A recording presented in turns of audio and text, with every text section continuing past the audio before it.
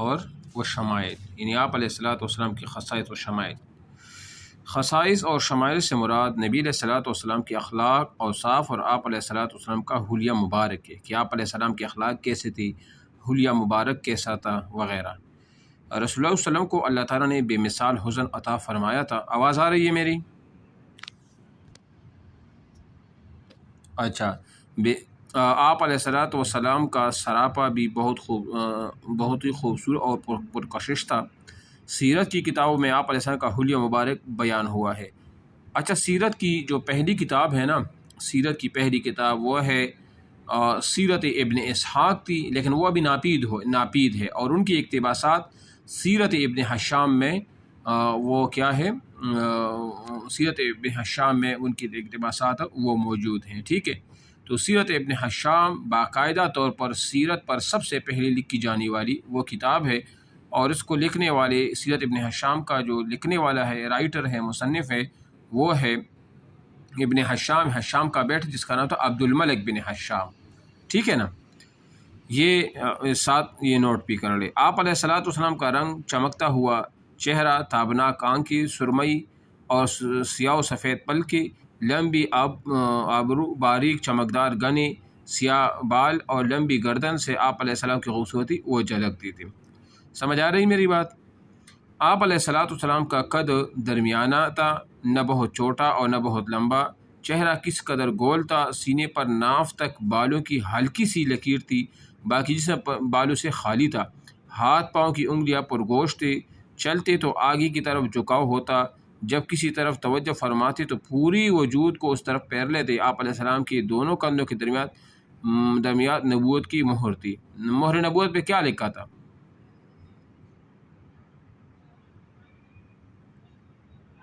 نہیں، مہر نبوت کی جو مہر تھی اس کی بات کر رہا ہوں۔ ہاں ہاں، اللہ رسول ٹھیک ہے، صحیح ہے۔ اچھا، باقی جسم، اچھا پوری وجود کو اس طرح پیر لیتے۔ آپ علیہ الصلوۃ والسلام کے دونوں کندھوں کی طرف نبوت کی مہر تھی۔ آپ علیہ الصلوۃ والسلام سب سے زیادہ سخی، سب سے بڑے جرت مند، سب سے زیادہ سچے، سب سے بڑھ کر ایفائے عہد کرنے والے تھے۔ آپ صلی اللہ علیہ وسلم بہت زیادہ نرم طبیعت اور شریف و کریم انسان تھے۔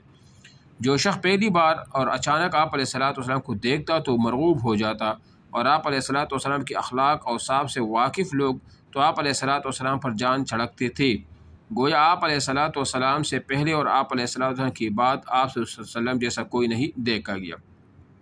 63 برس کی عمر میں آپ علیہ السلام کے سر میں چند بال وہ سفید تھے۔ 63 برس کی عمر آپ کی وفات ہوئی تھی، اس کو انڈر لائن کریں۔ حضرت انس رضی اللہ عنہ فرماتے ہیں کہ میں نے کوئی حریر اور ریشم نہیں چھوڑا جو رسول اللہ صلی اللہ علیہ وسلم کی ہتھیلی سے زیادہ نرم ہو، اور نہ کبھی عنبر یا مشک ایسی خوشبو سونگی جو رسول اللہ صلی اللہ علیہ وسلم کی خوشبو سے بہتر ہو، ٹھیک ہے نا۔ سیدنا ابو جحیفہ رضی اللہ عنہ کہتے ہیں کہ میں نے آپ علیہ السلام کا ہاتھ اپنے چہرے پر رکھا تو برف سے زیادہ ٹھنڈا اور مشک سے زیادہ خوشبودار تھا، ٹھیک ہے نا۔ اچھا، حضرت انس رضی اللہ عنہ بیان کرتے ہیں کہ آپ علیہ الصلوۃ والسلام گویا موتی ہوتا تھا، اور ام سلیم رضی اللہ تعالیٰ عنہ کہتے ہیں کہ یہ پسینہ ہی سب سے زیادہ عمدہ خوشبو ہوا کرتی تھی۔ آپ علیہ السلام کا پسینہ اتنا خوشبودار ہوا کرتی۔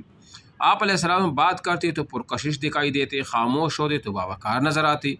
آپ علیہ الصلوۃ والسلام کی گفتگو میں چاشنی اور وضاحت ہوتی تھی، بات نہ بہت مختصر ہوتی نہ بہت طویل۔ آپ علیہ السلام بات کرتے تو یوں لگتا جیسے باتوں سے پھول جڑ رہے ہوں۔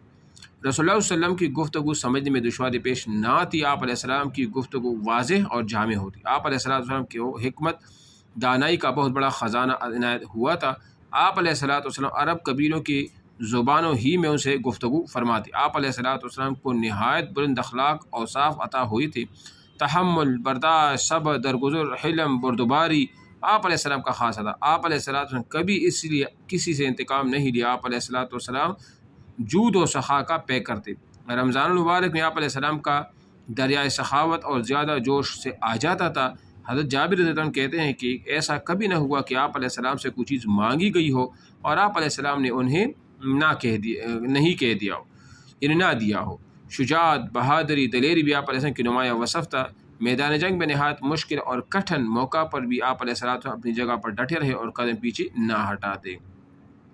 اچھا جنگ احد میں بھی آپ علیہ السلام یہ صحابہ پیچھے ہٹ گئے تھے تو آپ علیہ السلام اپنی جگہ پر قائم تھے. 9 صحابہ آپ کے پاس تھے جس میں 2 مہاجرین تھے اور باقی 7 جو تھے وہ انصار تھے. جو مہاجرین تھے وہ یہ تھے، ایک تھا سعد ابن ابی وقاص اور دوسرا کون سا طلحہ بن عبید اللہ تھا. یہ دونوں لکھ لیں، ٹھیک ہے نا.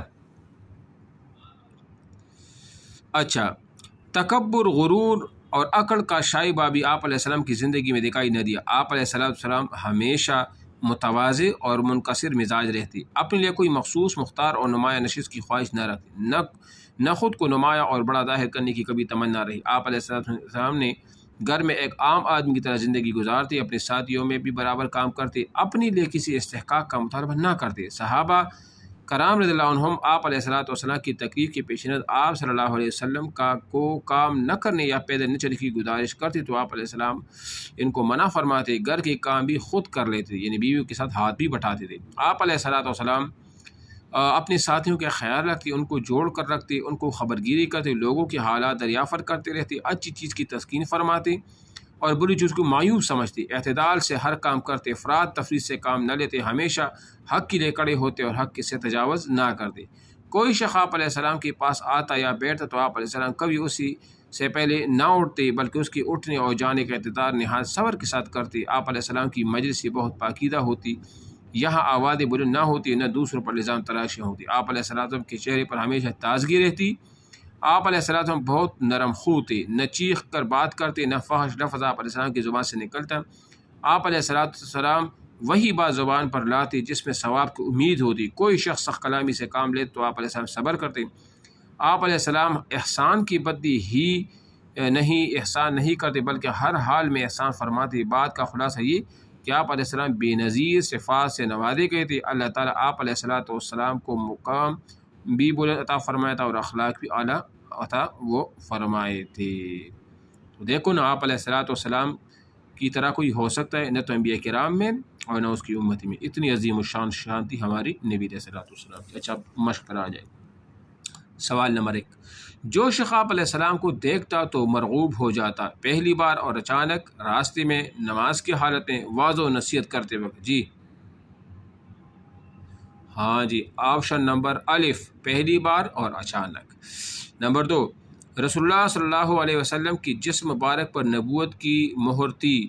الف، دونوں بازو کے درمیان، 2 کندھوں کے درمیان، سینہ مبارک پر، گردن کے قریب. دونوں کندھوں کے درمیان. آپشن نمبر بی یہ ٹھیک ہے. نمبر جی، حضرت انس رضی اللہ عنہ کے بیان کے مطابق آپ علیہ السلام کا پسینہ ہوتا تھا چاندی جیسا، شبنم جیسا، موتی جیسا، گلاب جیسا. موتی جیسا. آپشن نمبر با. نمبر دال، آپ علیہ السلام کے سر میں چند بال سفید تھے. 53 برس کی عمر میں، 55، 63، 60. 63. اچھا، یہ جدھر سے بچوں کی آواز آتی ہے نا وہ میوٹ کر دے، ٹھیک ہے نا، کیونکہ ڈسٹربنگ ہوتی ہے پورے کلاس میں. اچھا، اس کی سوال نمبر 4، 5، آپ علیہ السلام کا دریائے ثقافت اور زیادہ جوش سے آ جاتا